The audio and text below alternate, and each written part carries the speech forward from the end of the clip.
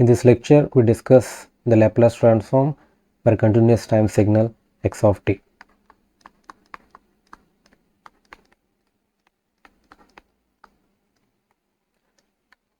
This Laplace transform is meant for the continuous time signal x of t, but earlier we discussed about another transformation technique, that is Fourier transform.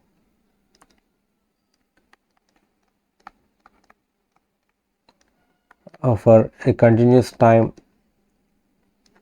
signal x of t, and this is referred as continuous time Fourier transform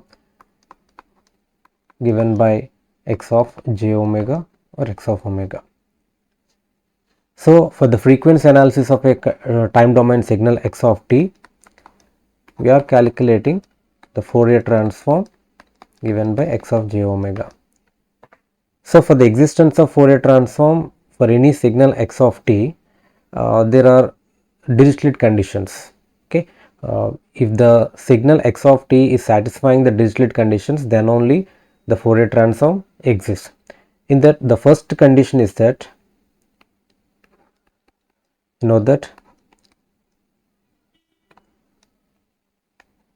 integral minus infinity to infinity x of t mod dt less than infinity, that is, the signal should converge.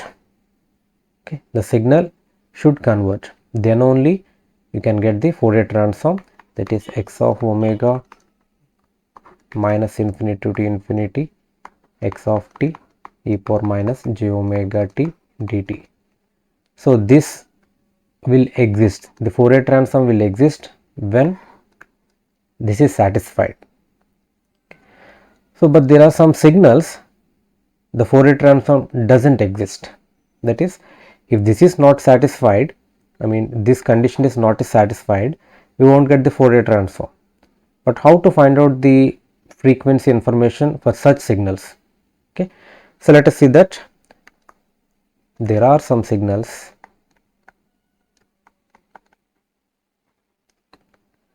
for which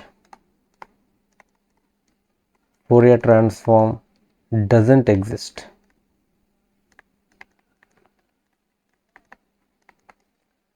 So, for those signals, we are going to introduce a convergence factor, that is, we are using a convergence factor.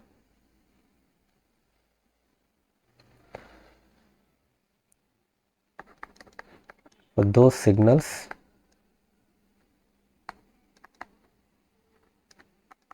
we use a convergence factor.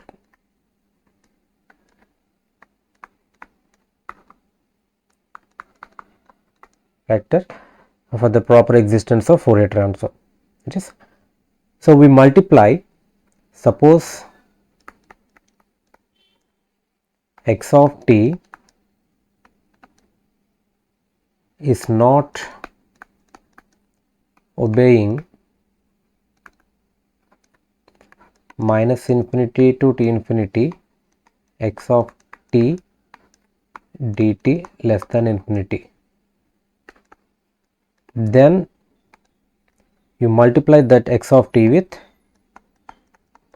some exponentially decaying function, that is e power minus sigma t. You multiply your x of t with e power minus sigma t, and this convergence factor will converge the entire the product of x of t and e power minus sigma t. Okay, and this will satisfy this condition. Okay, so let us find out the Fourier transform of this x of t e power minus sigma t, that is x of j omega equal to integral minus infinity to t infinity x of t e power minus sigma t e power minus j omega t dt. Let us rewrite this one, minus infinity to infinity x of t e power minus sigma plus j omega into t dt, and this thing I will represent it as small x of t e power minus st dt, and this is the Laplace transform of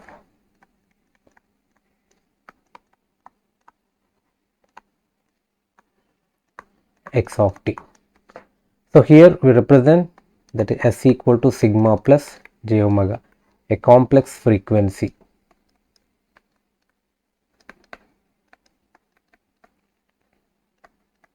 A complex frequency term.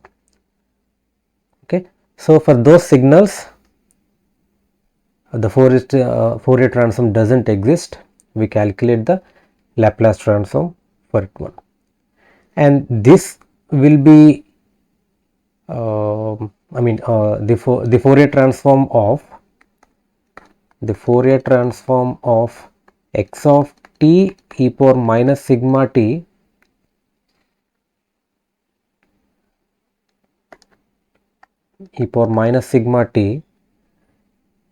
exists for appropriate chosen value of sigma. Okay, you choose a proper value of sigma, then only the Fourier transform of x of t and e power minus sigma t will exist, and this leads to the Fourier transform of this leads to the Laplace transform of x of t.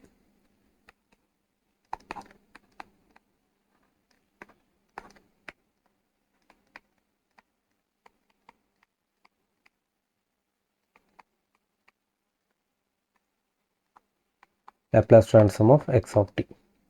Okay. So we give that Laplace transform expression as x of s minus infinity to infinity x of t e power minus st dt. This is the Laplace transform function formula. So for the Laplace transform, the s plays a crucial role, that is sigma plus j omega. The existence of Laplace transform depends upon the sigma value. For a particular sigma value, the Laplace transform will exist. For particular s values or sigma, the Laplace transform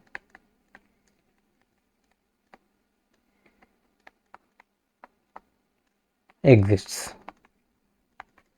Okay. So while defining or representing the Laplace transform of x of t, we should define the sigma value also, or s value.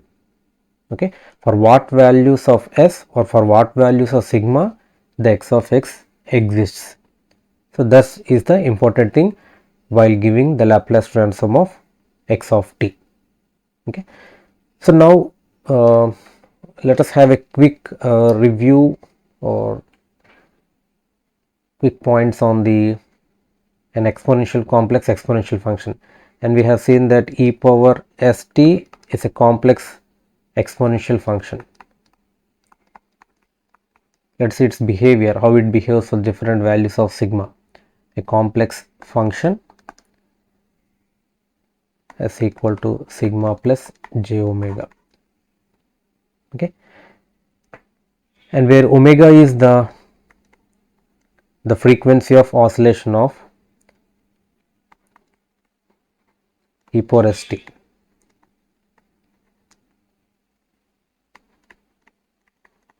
Frequency of oscillations of e power st, and where sigma gives about the rate of increase or decreasing of amplitude of e power st, and this gives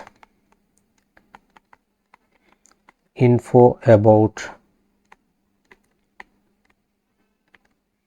rate of increasing or the decreasing of amplitude of e power st. Okay, right. So let us see for the different values of sigma how e power st behaves. Okay, the special cases of e power st. So if you have the proper knowledge on the e power st, I mean the behavior of e power st, for what values of sigma, how it behaves, we can have the better understanding on the Laplace transform. So let us have this thing. So in the first case, let sigma is 0. Okay, for sigma equal to 0, simply e power st is constant, a constant value. If omega is 0, if omega is 0, e power sigma plus j omega t will be, sorry, not e power sigma st. If omega value is 0, s value will be simply a sigma. Okay, the s value will be simply a sigma. Then e power sigma t, this will be, okay, the function e power st will become e power sigma t. So this one is a real exponential function. E power sigma t is a real exponential function, and you know about this thing based upon the sigma value, whether it is positive or negative, that defines whether it is exponentially increasing or exponentially decaying. So the function will be like this: for sigma greater than 0, it's exponentially increasing function, the exponentially decreasing function for sigma less than 0. Okay, and these are the cases of real exponential signals when omega is 0, I mean there is no frequency in it. And third case, if sigma is 0,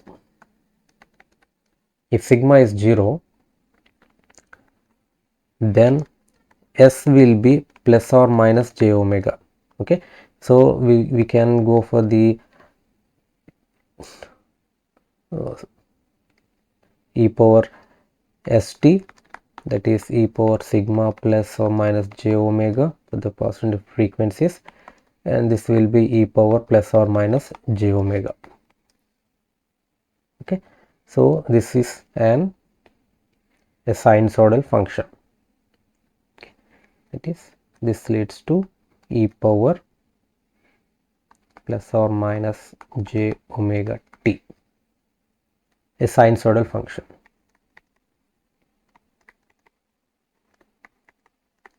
A sinusoidal function, and the signal whole frequencies lies on the j omega axis only.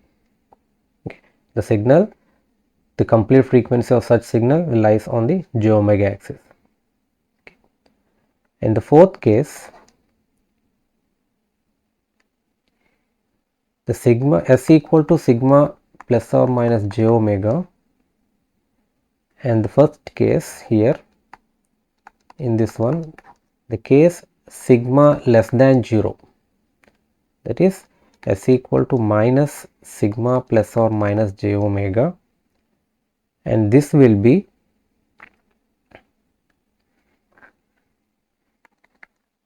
e power minus sigma plus or minus j omega t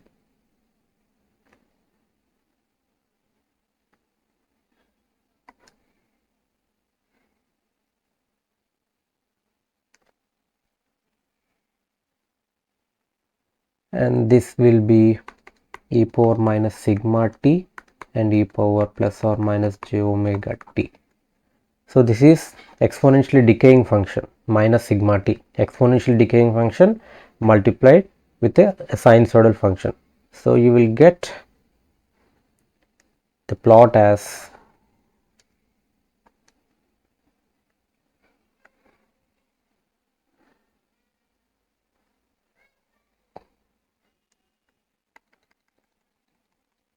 exponentially decaying function sinusoidal signal. Okay, this case, that is s lies in the left half of the s plane. So we know S is minus sigma plus or minus j omega.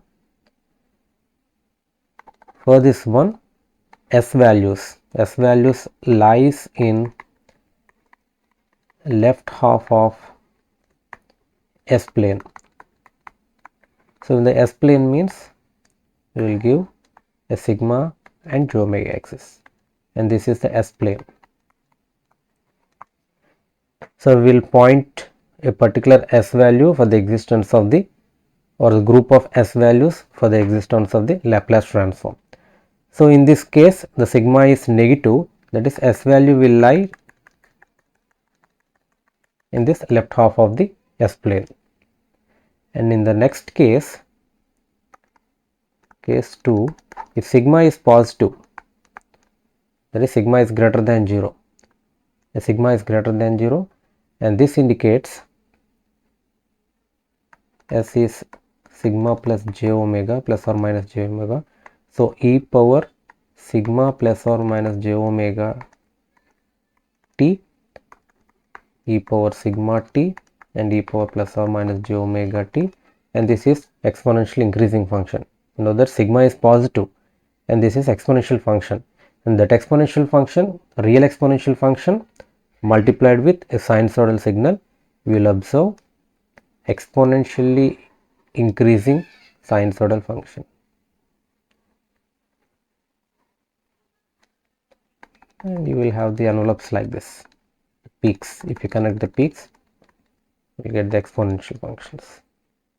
Okay, and here also in the S plane, these S values lies on the right half of the S plane, right half of the S plane values. Okay, so this is the brief introduction to the exponential function and the Laplace transform. Now let us see how to find out a Laplace transform of a continuous time signal by representing a proper sigma value, that is a proper S values for what values of S, and we have seen that x of S is minus infinity to infinity x of t e power minus st dt. So we give the x of S representation with the help of a proper valid values of S, okay. For that group of S values, x of S will exist. For a particular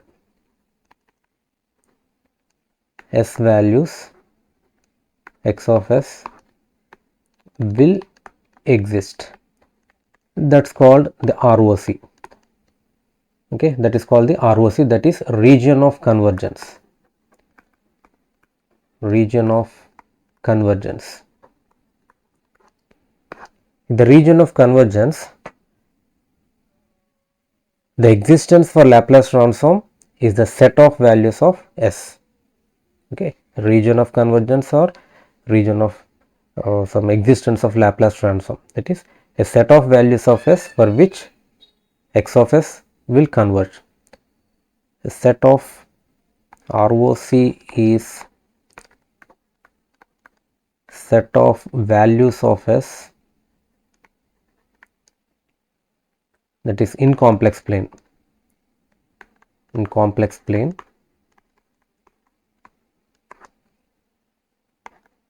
for which the integration will converge, that is the Laplace transform for which x of t, integral x of t e power s minus st dt converges. So for these group of S values only, this Laplace transform or this integration will converge. Okay, and this is the brief introduction for the Laplace transform. So this is overcoming the drawback of the Fourier transform, where you cannot find out the Fourier transform or continuous time, especially continuous time Fourier transform for any signals that doesn't obey the Dirichlet condition. Okay. In the next lecture, let us solve the problems, that is finding out the Laplace transform of different signals corresponding to its region of convergence. Okay. Thank you.